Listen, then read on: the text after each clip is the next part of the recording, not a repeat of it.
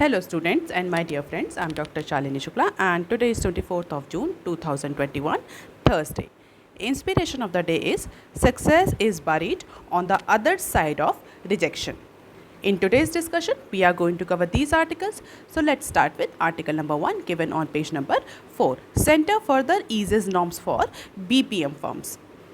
So the Department of Telecommunication on Wednesday further liberalized the guidelines for other service provider. In short, we call them OSPs, and that is enabling business process management BPM firms employees to work from home and provide voice based services in India as well as in abroad.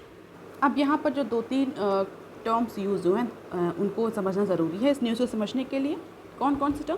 पहला other service provider, OSPs जिनको हम बोलते हैं other service provider, और दूसरा BPM firms यानी business process management firms. तो OSPs क्या होते हैं? OSPs or other service providers are just like a companies or a firms which provide secondary or tertiary services such as telemarketing, telebanking, telemedications for various main banks or main companies and hospital chains respectively. तो ऐसी companies या ऐसे firms जो basically telecommunication को use करते हुए other sector में services provide करते हैं, ना कि मेन सेक्टर में कि उनका काम कम्युनिकेशन प्रोवाइड नहीं करना, बट कम्युनिकेशन की हेल्प से मेडिकल या बैंक या अदर टाइप की आफ्टर सेल सर्विसेज प्रोवाइड करना. तो ऐसे सारी कंपनीज़ को हम बोलते हैं कलेक्टिवली अदर सर्विस प्रोवाइडर्स.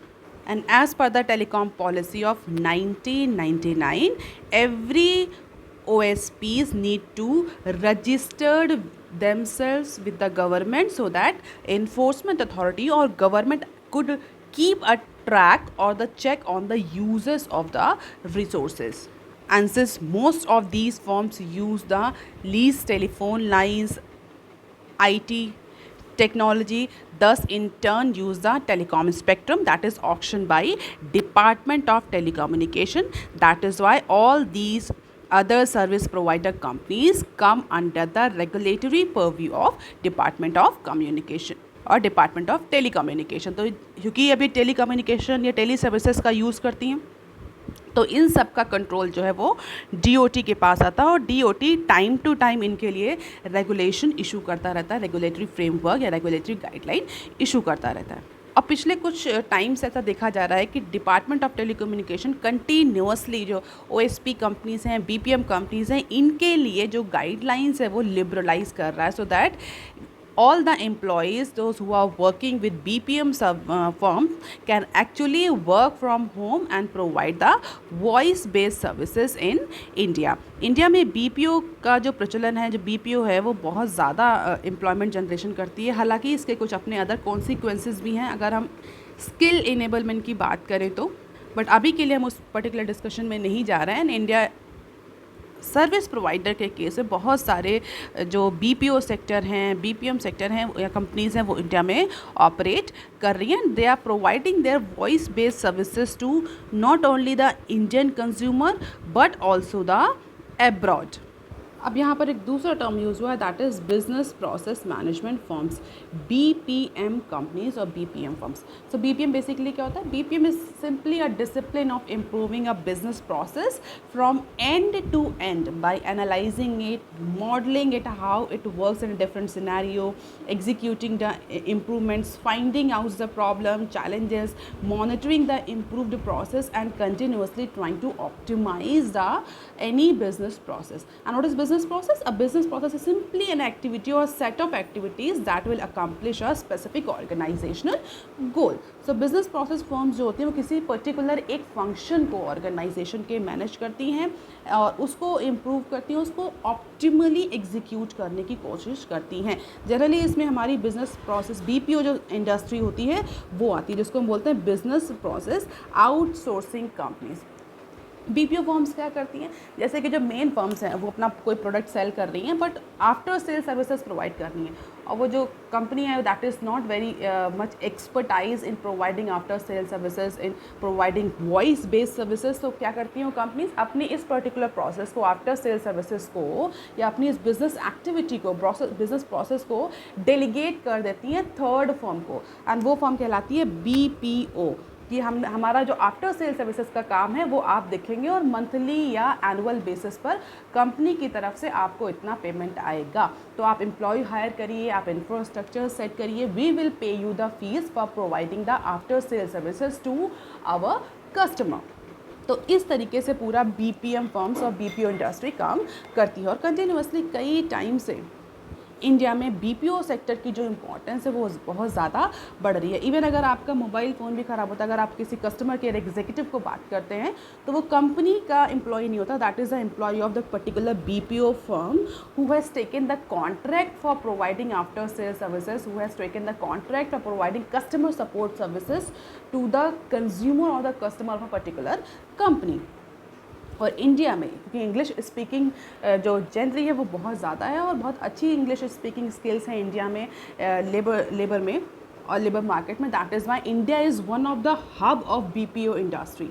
बहुत सारे डेवलप नेशंस में इंडियन जो BPO कंपनीज़ हैं वो आफ्टर सेल सर्विसेज या कस्टमर सपोर्ट सर्विसेज प्रोवाइड कर रही हैं, और इसीलिए गवर्नमेंट टाइम टू टाइम इस सारे जो अदर सर्विस प्रोवाइडर कंपनीज़ हैं, BPO कंपनीज़ हैं, इनको रिलैक्स करती है, लिबरलाइज करने के लिए गाइडलाइन इशू करती है। अब देख लेते हैं आज की न्यूज़ क्या है। Basically the government has remove the distinction between the domestic and international OSPs, which means the BPM center with common telecom resources will now be able to serve the customer located worldwide including the India। तो department of telecommunication DoT ने जो distinction था domestic और international other service provider companies में with relation to BPM centre, फिलहाल के लिए उसको रिमूव कर दिया है। कॉमन टेलीकॉम रिसोर्सेज अगर यूज़ करना तो department of telecommunication centre has said that both the employees in both cases can work from home and they can serve the customer located worldwide including the India। It means the interconnectivity between all types of OSP center will now be permitted। अब चूँकि domestic और international OSPs जो कि एक common telecom resource use कर रही थी उनको एक ही कैटेगरी में डाल दिया है। इसका मतलब है interoperability, interconnectivity improve होगी इन सारे अदर सर्विस प्रोवाइडर कंपनीज या सेंटर्स के बीच में। And in order to encourage the BPO industry, OSP guidelines that were liberalized in November 2020 were being simplified even further and offering the greater ease of business and regulatory clarity। तो कुछ जो issues पर जो regulatory clarity नहीं थी उसको भी simplify कर दिया है और ज़्यादा क्लैरिटी और ज़्यादा ट्रांसपेरेंसी इंश्योर कर दिया है। This will further reduce the compliance burden. Definitely जितनी भी BPO कंपनीज़ हैं, BPM कंपनीज़ हैं, उन पर अब कंप्लायंस का बर्डन कम हुआ है, क्योंकि जो इंटरनेशनल अगर किसी आपको किसी डिपार्टमेंट ऑफ टेलीकम्युनिकेशन ने बोल दिया कि ये इंटरनेशनल OSP है तो डेफिनेटली उन पर कॉम्प्लायंस बर्डन ज़्यादा होता है। बट अब ये डिस्टिंक्शन जो है वो रिमूव कर दिया गया है, तो definitely it will reduce the compliance burden and help the tech industry to grow more and it will also improve the ease of doing business in India. So these are the few guidelines that benefit the industry। India's BPM industry is one of the largest in the world, क्योंकि हमारे पास English speaking skills वाले individuals या जो हमारी work force है वो बहुत अच्छी इंग्लिश स्पीकिंग है, इसलिए कम्युनिकेट करने में Indians are more skill, and this is one of the very important reason for flourishment of the BPO industry or OSP industry in India। In 2019-20 the worth of this industry was $37.6 billion, that is about 2.8 trillion। और ऐसा anticipate किया जा रहा है कि 2025 तक ये 3.9 trillion तक ये इंडस्ट्री पहुंच जाएगी। और apart from it this industry employs lakhs of youth in the country. तो एम्प्लॉयमेंट जनरेशन में इस पर्टिकुलर BPM, BPO और OSP इंडस्ट्री का बहुत इंपॉर्टेंट रोल है। What are the actually relaxation that has been provided to these BPM or OSP companies. No distinction between domestic and foreign OSPs. Electronic private automatic branch exchange of OSP can be located anywhere in India. It means कि आप work from home करके आप किसी और के resource को use करते हुए जो एम्प्लॉयज़ हैं they can do work from home, they can provide the voice based services. अब उन्हें ऑफिस प्रमाइसेस में आने की ज़रूरत नहीं है in order to use a particular telecom resource. Why? Because interoperability, interconnectivity is now permitted in case of BPO. No restriction for data interconnectivity between any OSP center. Work from home, work from anywhere is now permitted. Penalties for violation has been removed or minimized. और expert का कहना है कि इस सारे relaxation के बाद BPO industry को और अच्छे से फंक्शन करने में ईज रहेगा और बीपीओ इंडस्ट्री और ज़्यादा फ्लॉरिश करेगी इंडिया में. अब देख लेते हैं article number 2 that is given on page number 5.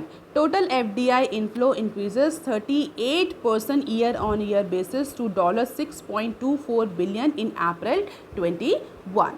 सो अप्रैल के मंथ में इंडिया ने टोटल फॉरेन डायरेक्ट इन्वेस्टमेंट जो अट्रैक्ट किया दैट इज़ ऑफ $6.24 बिलियन, जो पिछले साल के कंपैरिजन में 38% ज़्यादा है.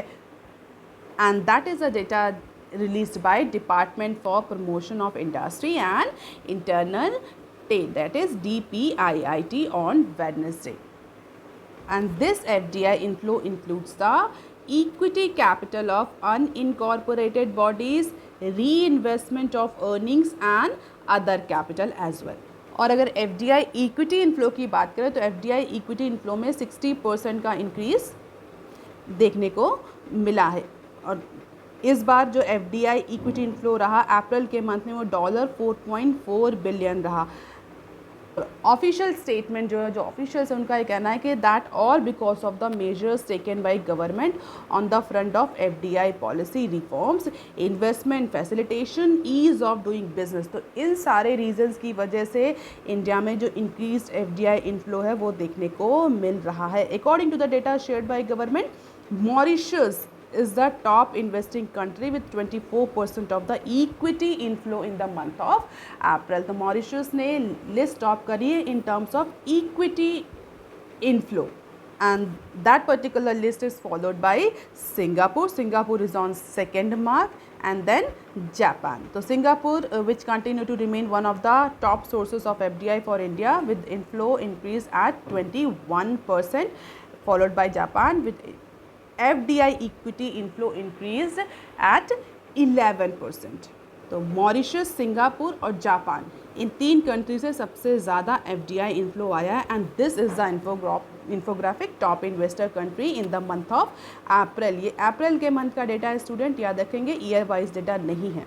मॉरिशस 24% का increase, Singapore 21 and Japan 11%. Total FDI inflow in the month of April is $4.53 billion in the year financial year of 21, जो कि बढ़ के $6.24 बिलियन हो गया है फॉर फाइनेंशियल ईयर 22 और Q1. So that is a good news for India. FDI आ रहा है तो it's a long term capital जो कि इंडिया में आ रहा है. हालांकि FDI को लेकर के अलग अलग नोशंस हैं that I am not going to discuss in today's discussion. It will make video very lengthy. अब देख लेते हैं article number 3 that is given on page number 6. Road construction zooms 60%. कोविड-19 की सेकेंड वेव के बाद भी, क्योंकि कोविड-19 के सेकेंड वेव में बहुत ज़्यादा लोकलाइज लॉकडाउन देखने को मिले थे, लेकिन कोविड-19 इतने सारे रिस्ट्रिक्शन के बाद भी, सेकेंड वेव में जो रिस्ट्रिक्शंस आए थे उन रिस्ट्रिक्शंस के बाद भी रोड कंस्ट्रक्शन ने फाइनेंशियल ईयर 22 में 60% का जंप रजिस्टर किया है on the basis of year on year comparison. तो पिछले साल यानी फाइनेंशियल ईयर 21 के कंपैरिजन में इस बार रोड कंस्ट्रक्शन के केस में इस समय तक 60% का इंक्रीज़ हुआ है. Around 1470 kilometre of road work constructed during the first 2 months of the current fiscal year, जो कि पिछले साल केवल 847 किलोमीटर की रोड ही कंस्ट्रक्ट हुई थी.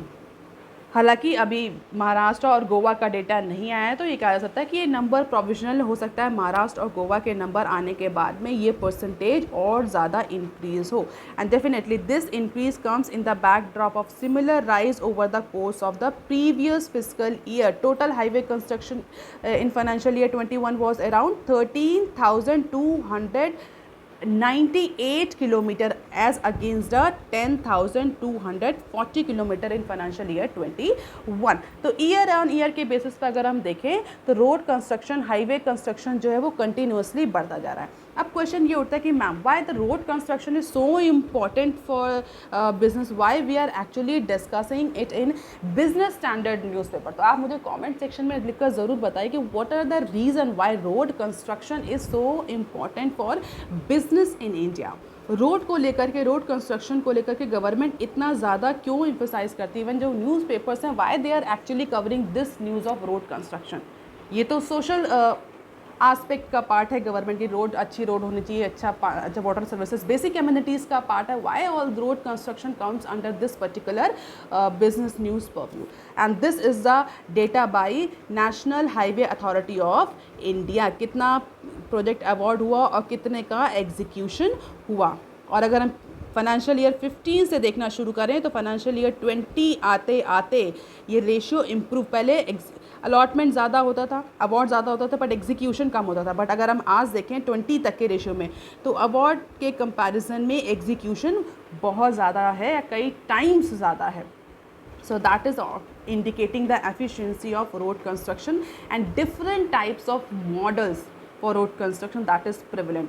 एक बॉट मॉडल होगा, आपने पढ़ा होगा, ट्रिपल पी मॉडल होता है, हम मॉडल होता है। तो इस तरह के कई मॉडल जो हैं रोड कंस्ट्रक्शन या किसी भी तरह के इंफ्रास्ट्रक्चर एक्टिविटीज़ में यूज़ किए जा रहे हैं फॉर कॉन्ट्रैक्ट मैन्युफैक्चरिंग। तो अगर इम्प्रूव हो रहा है अवार्ड और एग्जीक्यूशन का रेशियो, तो that means somewhere the model that is government is using is more effective. आप देख लेते हैं some other news clips. MCA expand small firms definition। So finally the Ministry of Corporate Affairs has expanded the much awaited definition of small and medium enterprises। और ऐसा पहली बार नहीं हुआ है, पिछले कुछ टाइम से लगातार स्मॉल और मीडियम फर्म्स की डेफिनेशन चेंज की जाती रही है। तो अब आप याद कर लें, जो अपडेटेड डेफिनेशन है स्मॉल और मीडियम फर्म्स की, वो ही आप एग्ज़ाम्स में लिखेंगे। मोस्ट ऑफ द केसेस क्या होता है, स्टूडेंट पुरानी डेफिनेशन लिख देते हैं, तो पुरानी डेफिनेशन नहीं, अब आप नई डेफिनेशन देख लेंगे। That is actually based on turnover and borrowing limits, and this would enable a wider set of companies to avail the greater flexibility in their accounting standard according to the notification issued by ministry। तो आप देख लेते हैं कि definition क्या है, क्या change किया गया है। So according to this notification, unlisted entities which are not bank, financial institutions और इंश्योरेंस फर्म्स, इन तीनों तरह की कंपनीज़ को एग्जम्प्ट कर दिया गया है इस डेफिनेशन से। Have a turnover of up to rupees 250 crores and borrowing up to 50 crores in the immediately preceding accounting years. The threshold has been 50 crores and 10 crores for turnover and borrowing under the journal accounting standard। तो जो नया threshold बनाया गया है small और medium enterprises के लिए, turnover के बेसिस पर नॉट एक्सीडिंग 250 और up to 50 crore, borrowing not more than 50 crores or up to 10 crores। So an SME cannot be a bank, financial institution or insurance company। These are the exemption, आप याद रखेंगे। अब देख लेते हैं नेक्स्ट क्लिप। सुरक्षा group wins JP Infra bid by Whisker। So the bidding race for JP Infra ended in a photo finish on Wednesday, finally with the Suraksha Group resolution plan winning 98.66% of COC votes and NBCC India receiving 98.54% of the votes। और जो percentage आया voting का, जो committee of creditors ने voting करी है, JP infra के जो कमेटी ऑफ क्रेडिटर्स हैं, उन्होंने सुरक्षा के लिए 98.66% वोट मिले हैं सुरक्षा ग्रुप को, और एनबीसीसी को 98.54% वोट मिले हैं। Can you see the close tie? और ऐसा एंटिसिपेट किया जा रहा है कि जो ये क्लोज वोटिंग हुई है इसके बेसिस पर कोई सब्सटैंशियल डिसीजन नहीं लिया जा पाएगा। क्यों? क्योंकि it is highly likely that this tight result is leading to the speculation that NBCC में move to the court again. तो जो कमिटी ऑफ क्रेडिटर्स हैं उनके इस वोटिंग पैटर्न के बाद स्पेकुलेशन यही है कि हो सकता है एनबीसीसी फिर से कोर्ट में जाए, क्योंकि बार बार सुरक्षा ग्रुप को जेपी इंफ्रा मिल का रेजोल्यूशन प्लान ओके किया जाता है, बट फिर एनबीसीसी किसी पर्टिकुलर केस को लेकर के आगे आ जाता था। तो फाइनली इन दोनों के लिए अलग अलग वोटिंग हुई थी, लेकिन फिर भी अभी तक कोई सब्सटैंशियल डिसीजन नहीं लिया जा सका है because of these tight results. अगर हम क्रेडिटर्स की बात करें, लेंडर्स की बात करें, तो except ICICI bank all the lenders voted in favor of the both plans, while most domestic buyers or home buyers are actually chosen the NBCC। But इसमें एक बहुत इंपॉर्टेंट लेंडर है, क्रेडिटर्स है, जो कि एनबीसीसी के प्लान से agree नहीं कर रहा। It is against the plan of resolution plan of NBCC and that is why all the case goes into the favour of सुरक्षा ग्रुप। तो अभी फ़िलहाल के लिए फिर से जेपी इंफ्रा का कोई भी रेजोल्यूशन प्लान फाइनल नहीं हो पाया है। अब देख लेते हैं next clip, house hold saving slide in Q3 amid Covid cloud. So household financial saving moderated in the third quarter of financial year 21 for the second consecutive quarter, driven by the significant weakening household financial assets, which more than offset the moderation in the household financial liabilities. तो जो ये data दिया हुआ ये financial year 19 का, 20 का और 21 का दिया हुआ, और इसके अकॉर्डिंग कोविड-19 की वजह से कंटिन्यूसली Q3 फाइनेंशियल ईयर 21 के, नॉट 22 स्टूडेंट, फाइनेंशियल ईयर 21 के Q3 में कंटिन्यूसली हाउस होल्ड जो सेविंग है वो डिक्रीज होती हुई दिख रही है। और उसका सीधा रीज़न जो है वो कोविड-19 है, क्योंकि कोविड-19 की वजह से अनएम्प्लॉयमेंट हुआ, बहुत ज़्यादा मेडिकल इंफ्रास्ट्रक्चर पर भी बर्डन पड़ा। जो इंडिविजुअल हाउस होल्ड से उनकी सैलरी या जो उनके इंक्रीमेंट्स थे वो रोक दिए गए, कई सारे लोग अनएम्प्लॉय हो गए, जिसकी वजह से हाउस होल्ड सेविंग में डिक्रीज दिखा गया। And house hold saving is very important for investment, for demand in India. I think you all must be knowing the circular flow of the economy। अगर house hold saving बढ़ती हैं तभी investment भी बढ़ता है economy में और तभी डिमांड भी बढ़ती है। बट चूँकि कोविड-19 की वजह से जो प्रिलिमिनरी एस्टिमेट्स हैं जो बेसिकली आरबीआई ने इशू किए हैं, that shows that house hold financial saving were at 8.2% of their GDP in Q3 of financial year 21. The financial saving were recorded at 10.8% in the second quarter and stood at a healthy level, that is 21% in the first quarter of financial year। तो first quarter of financial year में 21% थी, जो second में 10.4 पर आ गई, और third आते आते 8.2% ऑफ जीडीपी तक रिड्यूस हो गई। And because of this investment, capital expenditure, consumers spending, all these are also decreasing in the economy, leading to the economic